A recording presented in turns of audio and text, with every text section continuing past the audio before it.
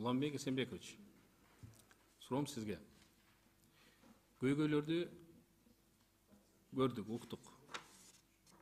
Канткенде билим сапатын жогорулатабыз.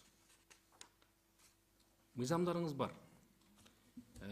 Мектептер шүгүр кылайлы мамлекет куруп берип атат. Бала бакчаларды куруп берип атат. Айлык акыны көтөрдү.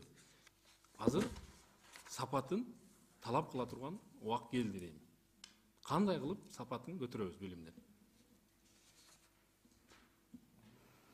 Айбек Алтынбекович, бул жерде такыр эле билим сапаты түшүп кетти дегенден алыспыз. Себеби биздин мына окуучуларыбыз эл аралык деңгээлдеги олимпиадаларга катышып атышат, ошол эле табигый илимдер боюнча. Анан эң негизги максат биздики ошо педагогикалык жамааттын билимин өркүндөтүү маселесин коюп атабыз. Сиз азыр айткандай эле кылып койсок, сапат жакшырып кетеби? Жакшырбайт да. Аны көрүп турасыз да. Мен мисалы үчүн азыр сизге айтып коеюн. Китеп чыгаруучу боюнча саясаттын мына берде орун басарларыңыз бар, ошо бөлүм башчыларыңыз бар. Гүлшан Кушбековна бар да, бу жерде келди да, турабы? Келди. Азыр китептер ката да, билип атасыздар да. Мисалы үчүн мектеп окуу куралдарындагы китептер, мисалы үчүн математика китеби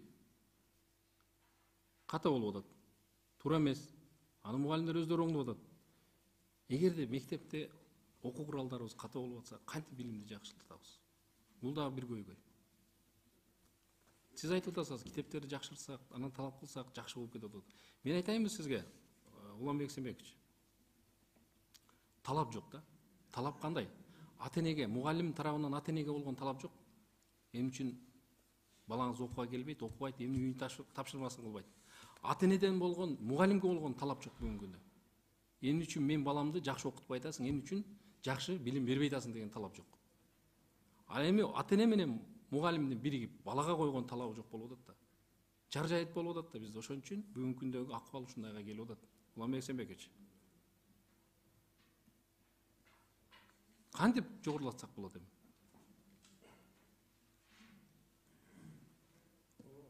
Жеке мектептерде талаптар жакшы да. Ата-энеге болгон талап жакшы, мугалимге болгон талап жакшы, жана ошондой эле окуучуга болгон талап жакшы. Сиздердин талабыңыздар эмне болду айтайынбы сиздердин бүгүнкү күндө? Мурун камкорчулук кеңеши дегенди түзгөнсүздөр. Сынташында аны сиз жакшы билесиз.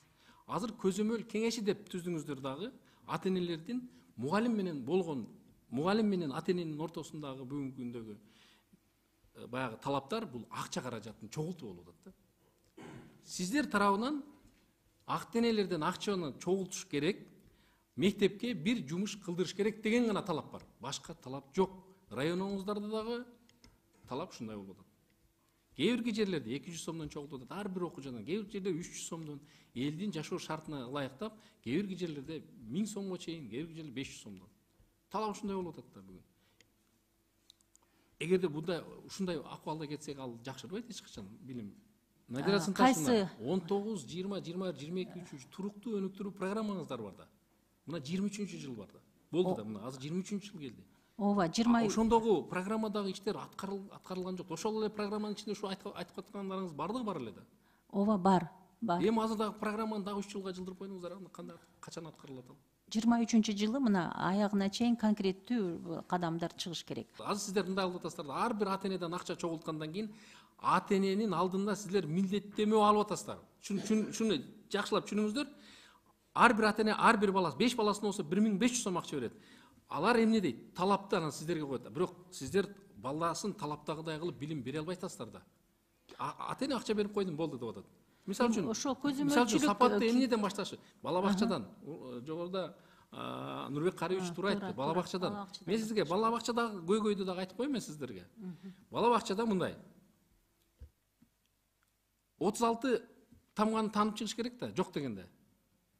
Сиздер азыр барып мониторинг жүргүзүңүздөр, 36 тамга тааныбаган кээ бирки бала бакчалар бар. Жок дегенде 10го чейин же 100га чейин санашты билип чыгыш керек ал жерден. Жок дегенде геометриялык фигураларды билип чыгыш керек ал жерден. Жети түстү айырмалап чыгыш керек.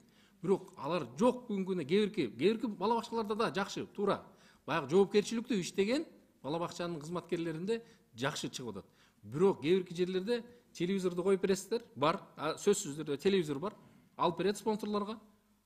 Ал жерде эмнени коет? ошол жанагы мультиктерди коет азыркы. Алдагы кыргыз эл жомоктору эмес, кыргыз эл баатырларынын мультиктери эмес. Башка эле өлкө. Азыр бала бакчадага баргандагы балдардын бүтүрүүчү балдардын бардыгын айтсаңыз, мектепке бара турган ошон. Балдарды кыздар сурасаңыздар, кимди билет алар? Бэтменди билет, Человек-паукту билет, Манас атабызды, Семетей Сейтек деген, Эртөштүк деген баатырларды билишпейт алар. Аны үйрөтпейт.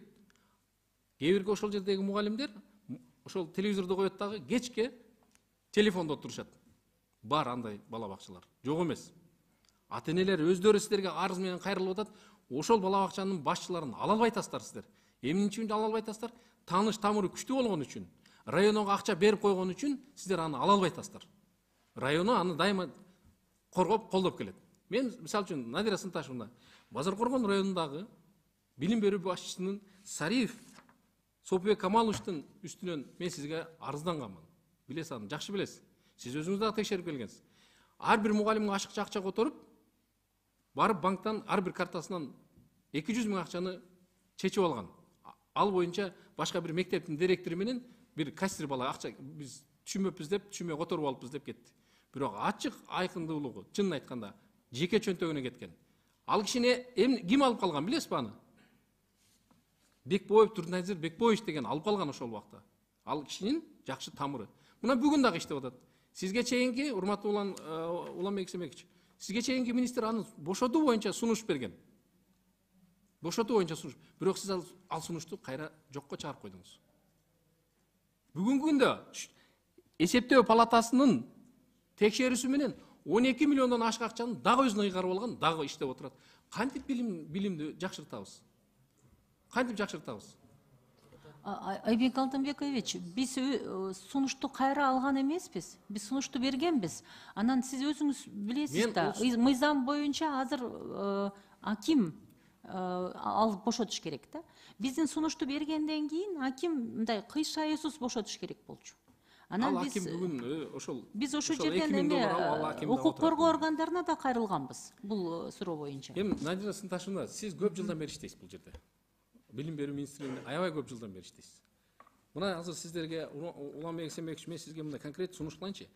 Латын алфавитине өтсөк болобу? Качан өтөбүз? Ал боюнча кандай бир сунуштар берди эле депутаттарыбыз?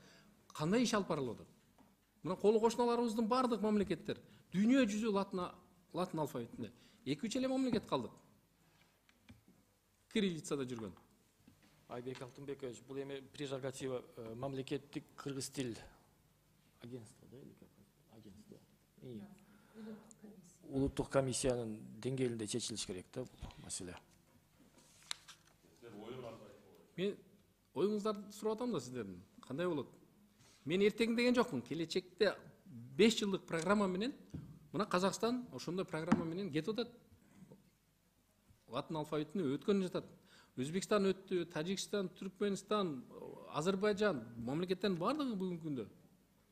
Биз негизи каршылык көргөзбөйбүз, биз макул болобуз, бирок каражаттарын да караш керек, себеби мугалимдерди окутушубуз керек, башка окуучуларды үйрөтүшүбүз керек, андан тышкары окуу китептерин даярдашыбыз керек, баарын кайра иштеп чыгышыбыз керек да. Бирок эми бул келечектеги боло турган нерсеге биз сөзсүз Улан Эсенбекович, жогоруда Нурланбек Тургунбекович сизге суроо бергенде, сизге көйгөйлөр жөнүндө айтканда, сиз айттыңыз, биз чет мамлекеттердин тажрыйбаларын алып атабыз деди. Бирок сиз конкреттүү бир мамлекеттин тажрыйбасын айткан жоксуз. Мына ушул латын алфавитинде дагы сиз айтышыңыз керек. Ошол эле Казакстандын тажрыйбасын азыр кантип өтүп атат, Өзбекстандын тажрыйбасын алып туруп сиз жооп берем деп айтып койсоңуз, мен ага макул болмокмун. Бул келечекте биз өтүшүбүз керек. Мен талап кылам мисалы үчүн. Сөзсүз Өзбекстандыкын, Казакстандыкын, башка мамлекеттердин мисалдарын келтирип, билим берүү боюнча кайсы мамлекет эң жакшы болуп атат, кайсы мамлекет алдыга кетип атат билим боюнча. Сиз бир эле мамлекетти тандаңыз, ошол мамлекет менен иштешиңиз, анан жакшырат. Ансыз ар кимдин ар жерден акча ала бере туруп, мына 200 миллион доллар акча алыппыз. Алгандан бери, биз акча алгандан бери билимибиз төмөндөп аттыр да. Жогорулабай аттыр. Слайдта көрдүк аны. Урматтуу Элмир Аракевич, урматтуу депутаттар, мен ушу латын алфавитине өтүү боюнча конкреттүү сунуш кылам, бүгүнкү чечимге кошойлу. Конкреттүү. Келечекте 5 жылдык программа мененби, же 10 жылдыкпы, же же 2030 жылгабы бир конкреттүү бир мамлекет ошонун иш чарасын иштеп чыксын деп. Андан кийин урматтуу депутаттар, урматтуу Уланбек Сембекович, бул жерде жанагы ОРТнын директору дагы отурат. Батыракеева Чынара да? Барбысызбы бул жерде? Бул жерде чечимге сунуш кылып атабыз да. 110 балл да порог. Порогту ушул бийик тоолуу аймактарга 90го түшүрүү боюнча. Кандай кылсак, кантип чечсек болот ушул маселени? Уланбек Сембекович. Мындай болот да. Предметтик стандартыбыз, мамлекеттик билим берүү стандартыбыз, анан ар бир предметке коюлган күтүлүүчү натыйжалар ар бир окуучуга шаарда болобу же башка региондо болобу баарына бирдей да. Чынара айым, сиз айтсаңыз, ушул бийик тоолуу жашоочу бүтүрүүчү, мына мен айтайын, 109 балл алып калды. Кайсы окуу жайга өтөт? Кайсы окуу жайга барат?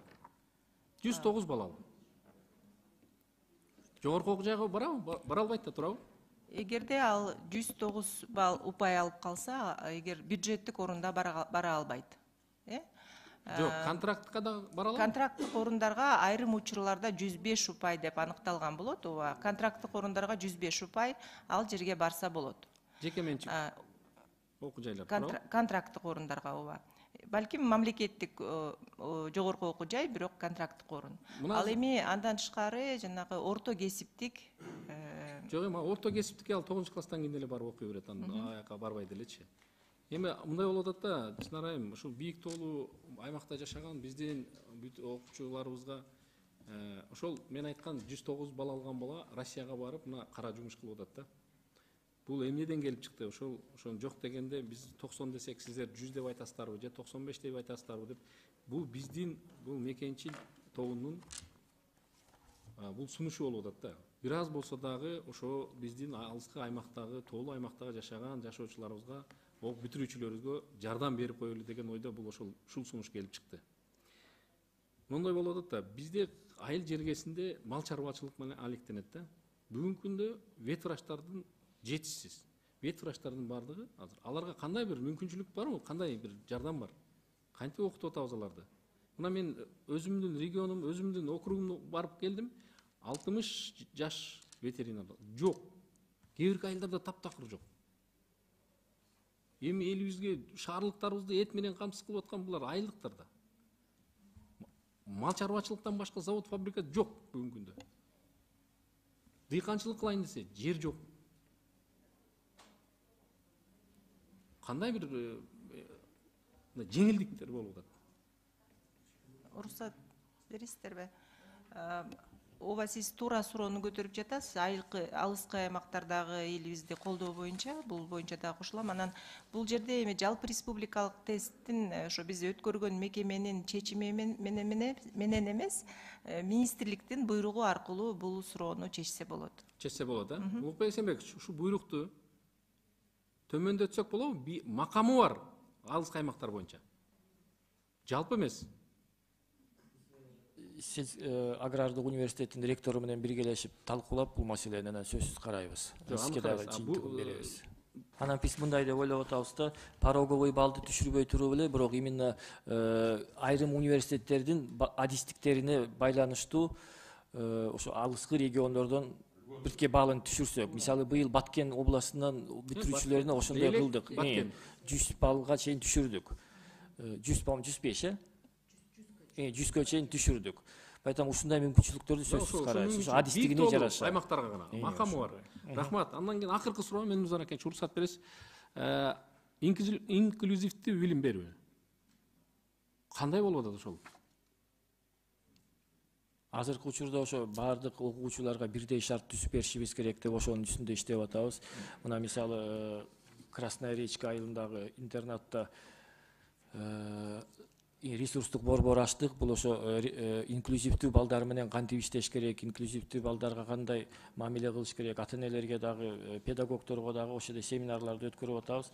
Андан тышкары мына 103 мектепте өсүнчө класс ачалы деп атабыз. Ошо кохлеарный аппарат менен окуган балдарыбызга бирок бирдей мүмкүнчүлүк берилди. Ачайлы деп турабызбы же ачтыкпы? Конкреттүү айтсаңыз. Кандай? Ачайлы деп турабыз деп атасыз. Ачтыңыздарбы же Эми ачасыздарбы? Ачып атабыз азыр мына конкретно айтыңыз. программасы, документтери ишке Эми ашырылып ойлосоңуз атат. 19-жылы туруктуу өнүгүү программаңыздарга киргизгенсиздер да.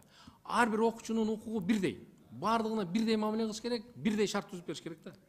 Анан эми ошол шарттар бүгүнкү күндө түзүлбөй атат да. Билесиздерби ошол ата энелердин бүгүнкү күндөгү акыбалы. Балдарын окууга мектептерге киргизе албай атат, окута албай атат. Окуткан жерде ошол тиги мугалимдерге акча каражат бөлүнбөй атат. Бул жагы дагы чечилген 3%, по-моему, 3% кошумча акча төлөнөт. Сырттан акча каражаттарды алып атасыздар да, карыз, гранттарды, кредиттерди алып атасыздар. Ушундай балдарга акча каражаттарын алдыңыздарбы, жумшадыңыздарбы? Барбы ушундай? Жумшап атабыз, ошол эле Ысык Ата районундагы ресурсный центрге каражаттар бөлүндү. Андан тышкары жогорку окуу жайларда өсүнчө жана факультеттер ачылып атат. Бул маселе боюнча такыр иш жок чын. Бар, 1-2% иш болуп атат. Бирок жакшы, жетишерлик иш жок.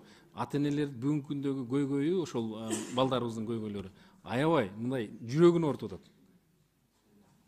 Андан кийин акыркы мен талабым мындай болуп атат да, баягы тех кызматкерлерге мектептеги болгон 6000 айлык. Аларга зыяндуулугу дагы өтө төмөн.